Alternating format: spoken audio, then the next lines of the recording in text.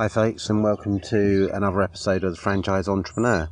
I'm sitting out in my garden today, so if you hear a few tweets of the birds or the odd neighbour shouting or cutting the grass, whatever, then that's, you know what it is. But it's too nice a day to be stuck in a dark office recording this. Okay, so today I want to talk to you about risk and what a time it is to be talking about it. You know, if it's ever a more opportune moment, then this is it. Now, you might have heard the saying, if you don't risk anything, you risk everything. And there's a particularly well-known individual, a entrepreneur, made his money in property and property training. Is also now mentoring, does various things, but has a training company, does all sorts of training. And he uses this phrase quite a lot. I don't know whether it's originally from him, but he uses it, and I actually have, I go to him for some mentoring as well. But I thought I'd use this because it's really, really apt for the times that we're in at the moment. If you don't risk anything, you risk everything. Now, what does that really mean in today's circumstances? Now, again, I'm going to come back to food and beverage because that's my market, but it could be applicable for pretty much any market in the time that we're in. I'm seeing an awful lot on social media, particularly within my industry. You know, there's a lot of good things in there. There's a lot of businesses that are pivoting, trying to keep their places open, coming up with ingenious ideas on how to do it. But then when you read between the lines, a lot of them are like, they're expecting it to go back to normal, you know, when this is over. But when is over? You know, this could go on for a very long time. This could be the new normal, you know, with some tweaks to social distancing and restaurants eventually opening and things like that. But, you know, it could be social distancing is going to be here for a very, very long time. So to be thinking short term is fine in the immediate term. But that seems to be it. That seems to be what everyone's thinking at the moment. Oh, I'll do this for now in order to survive. But they're not thinking, right, okay, no, this is what I need to do going forward. Or this has really, really changed my business structure. Now, there are some notable exceptions there. And it's come from some of the more innovative big boys. So like Leon, Pret as well. You can see that their business models are very likely to incorporate what they've learned now. So meal prep is a big thing I think they're going to do because they've got central kitchens. They've got the access and the ability and resources to do things like that. So you all of a sudden you're going to probably see Leon and Pret have, you know, meal packages for people to order online, and that will probably be what they'll do in the future as well.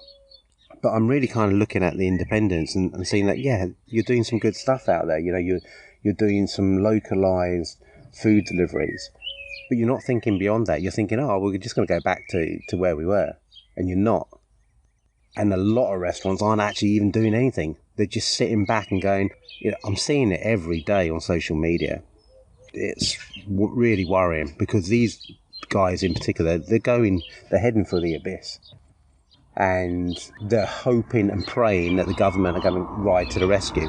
And it's not going to happen. Or if it does happen, you shouldn't be building your strategy around it. You've got to be going, right, I've got to take everything I can into my own hands. And if I get more help from the government, if it materialises, then that's just a bonus. That's just going to be the icing on the cake. But so many of them are just kind of sitting back and going, well, I've closed my restaurants, you know, oh, I've done a little bit here for some charities, and I've done a little bit here, a little bit there. But that's it. They're just going, well, I'm not going to be able to open. You know, we're not going to be able to survive on social distancing. But you're still thinking about trying to operate in the same way. And I've got to say that, you know, I'm not a chef, right? And am I a restaurateur? I don't know. Maybe I am a restaurateur. I wouldn't describe myself as that because most of my business is in quick service and with a few restaurants.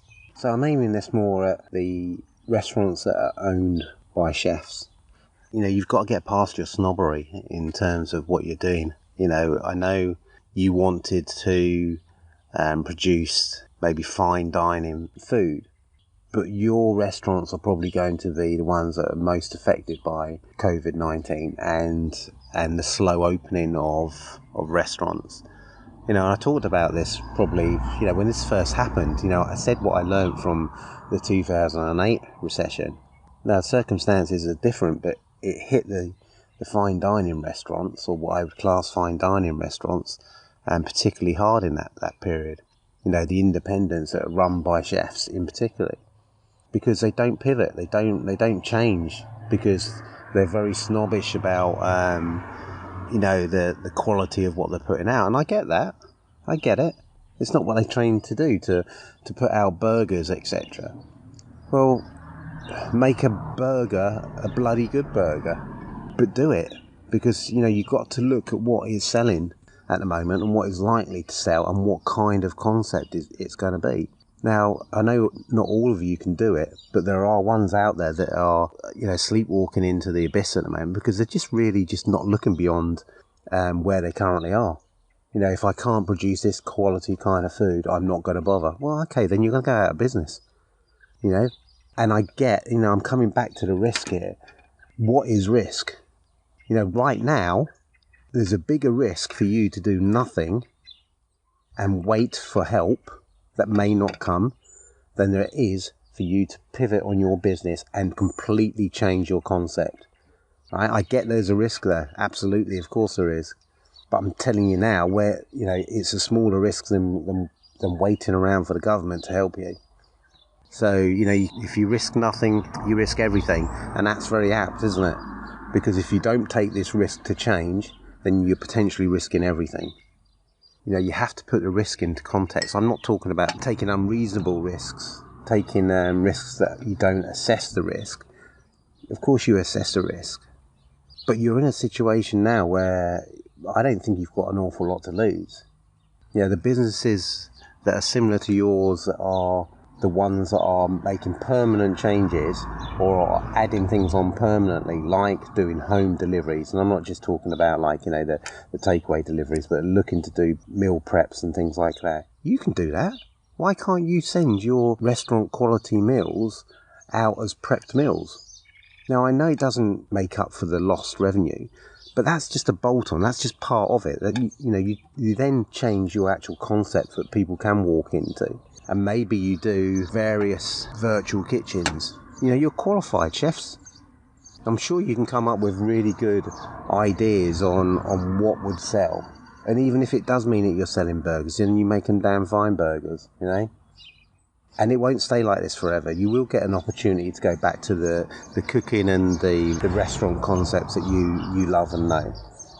But right now, this is about survival. And if you are not prepared to pivot because your ego gets in the way. I said it was snobbery before, but I think it's as much ego than it is anything else. There's this community of chefs that, one-upmanship and, I'm doing this, I'm trying to get my Michelin star or whatever, whatever it is. I think you'd rather be successful, wouldn't you? Or at least give yourself the opportunity to be successful. So staying alive in the business world and surviving is what it's about at the moment. This is all about management, risk management now.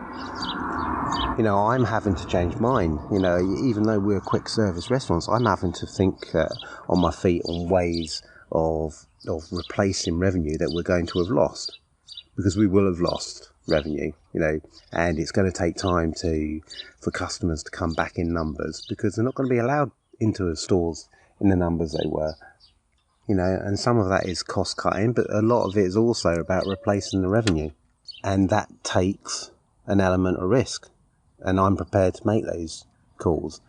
And some of these other businesses have just got to move, got to budge. They've got to change their mindset, because if they don't do it soon, we are now in week 5. You've got to be doing it now, because the longer this goes on, what are you waiting for? Are you waiting for the official death knell of your business? Because that's what's coming.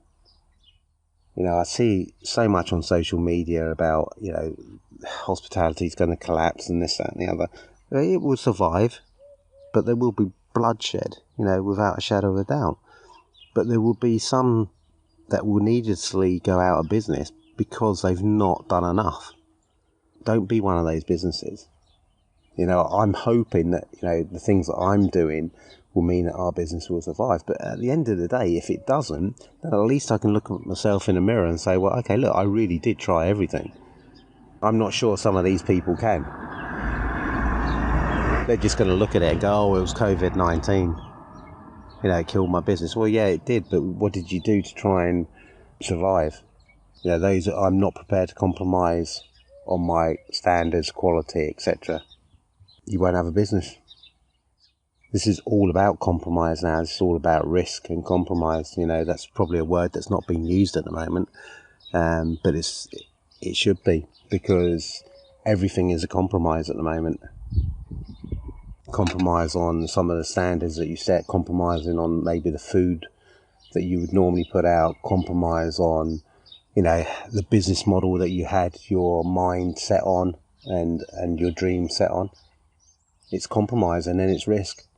And those that compromise and manage the risk are those are the businesses that survive. Do you think Leon has set out to do what they're doing at the moment? No. But you know what? They're probably going to thrive on this now. A lot of businesses are doing stuff that was never in their business strategy, but they're doing it because they've shown the flexibility to compromise on their concepts, and that's what they're having to do. I mean, my God, I'm selling bloody chicken nuggets out of my my Wok and Goes, which is Oriental food. I'm doing it because KFC's closed and kids want chicken nuggets, so we're doing our take on chicken nuggets. It's not what I want to do, but it's a small compromise, and guess what? They're flying out the door. So compromise, manage your risk. At least you'll be able to look at yourself in the mirror at the end of this and say that, well, I've tried everything possible to survive. And if you're not prepared to do those two things, then I think you're in for a very, very rocky ride. And just, stop waiting. Stop waiting for the government help that might not come. Build your strategy around yourself and what you can manage yourself. And if the government come in with more money, make it more accessible, then that's a bonus. Yeah. So look, again, hope you find it useful. I'm not trying to criticize people. I'm trying to help them. And it seems to be that particular sector that's most vulnerable, the ones that are owned by chefs who just don't want to compromise. Please compromise if you want to survive. And, good luck. Tune in again to the next episode of The Franchise Entrepreneur, which will be on Monday. And stay safe, stay home, and I wish you all well.